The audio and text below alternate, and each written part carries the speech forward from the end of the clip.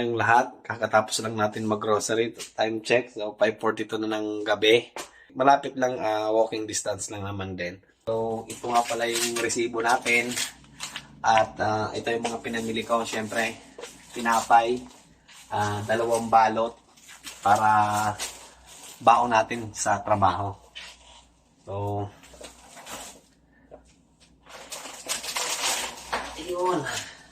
Siyempre, hindi mawawala itlog. Isang tray na yan para marami tayong baon at saka pang-almusal na rin.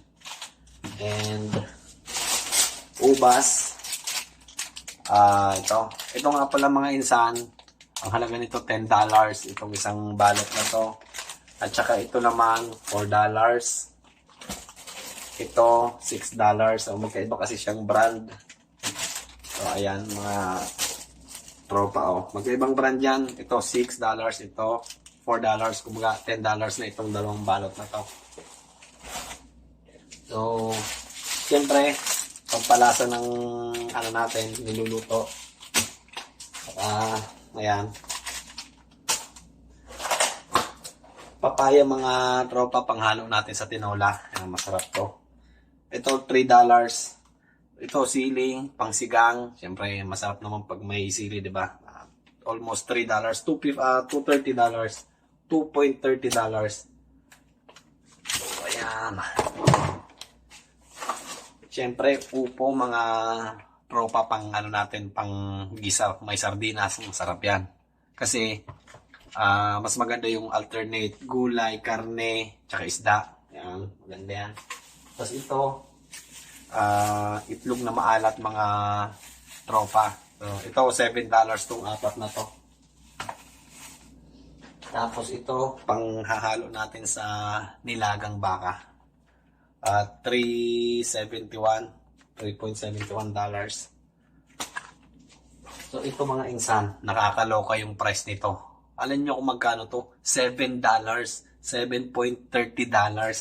Grabe. Napakamahal nito mga tropa. Hindi ganito ang price nito doon sa binibilhan kong grocery. Hindi ganito to.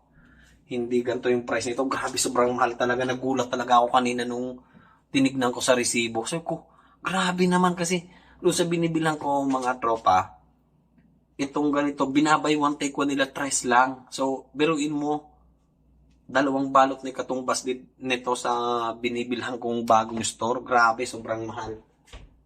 Tapos, siyempre, patis. Hindi mawawala yan. Tsaka yung Knorr cubes natin.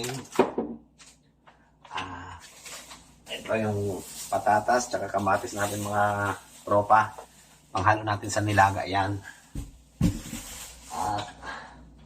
So, ito mga tropa. Ayan. Baka. So, ito $13 naman ito. Itong isang balot na to. Ilang grams ba to? 2.605 grams. Ay, hold on. Sorry. Siguro kung mga kalahating kilo. 1 kilo. 1 kilo siguro ganun. Tapos ito mga tropa. Tulingan. Lalagyan natin ng gata. Papaksiwin natin tapos gagataan natin. Sarap niyan mga tropa. Ayan, ito naman $10 ito. So, mga around 450 pesos. Ito, isang ganito. So, ito naman nasa 500, something like that. Isang ganito. Mahal. Grabe mga tropa. Tapos ito, pata ng baboy. Ito, pata, yung ganito lang siya kahaba, yung hindi nakasama yung paa, yung parang pata lang talaga siya, yung legs. $11. So mga kulang-kulang 500.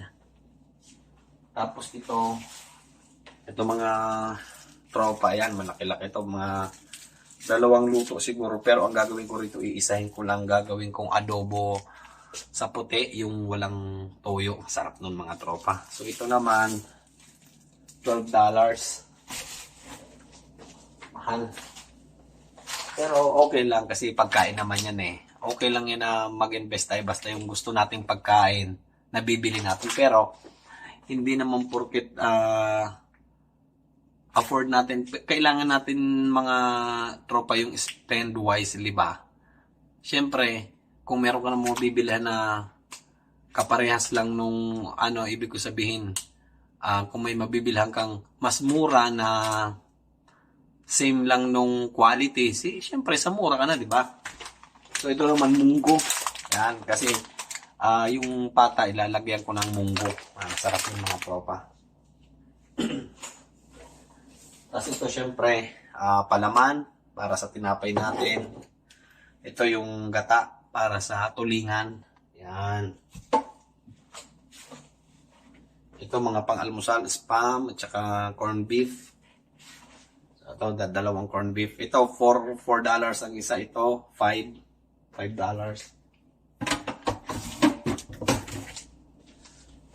Oh, syempre, ayan ang sardinas mga insan.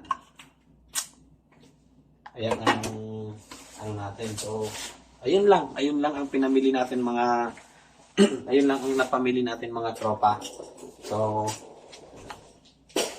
ayun ipapakita ko sa inyo yung mga pinamili natin. Ayan, tinapay, pangbaon natin. Ito yung gulay, sili, ayan, prutas, munggo, saka gulay. Ito yung karne, isda, tsaka pang-almusal natin, mga dilata, kamatis. Ito yung grapes, itlog. Ayan, ito yung mga pampalasa natin. So, ang halaga nito mga tropa is nasa $142.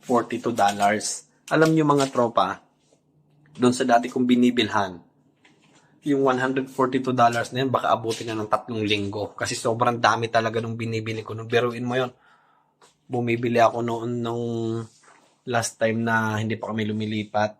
$140 lang. Meron na akong prutas.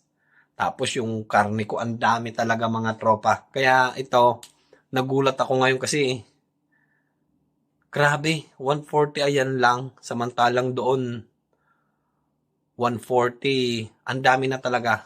Nagulat lang ako. Kaya kung ikaw mga tropa, kaya kung kayo, nagpaplano kayo pumunta ng Canada, so, lalo sa city kayo mapupunta, ang buhay dito is expensive mga tropa. Mahal, kaya kailangan dito yung magtitipid ka tsaka magaling ka mag-budget. Kasi, lalo sa katulad namin na mga student, kasama yung asawa para magtrabaho full-time, masuportahan niyo pang tuition. So, kung ikaw, ganun ka rin mga tropa na papunta ka pa lang ng Canada at international student ka din, kasama mo yung mister mo or kasama mo yung misis mo, pag napunta kayo sa city, gusto ko lang kayo i-inform na mahal ang cost of living dito. Mahal mga tropa. Kailangan lang talaga ng budgeting, tsaka tipid. So, ayun, hanggang dito na lang yung video ko mga tropa. Maraming salamat sa mga nanonood at pasubscribe na lang sa YouTube channel ko. And God bless po sa inyong lahat. Keep safe po and maraming salamat.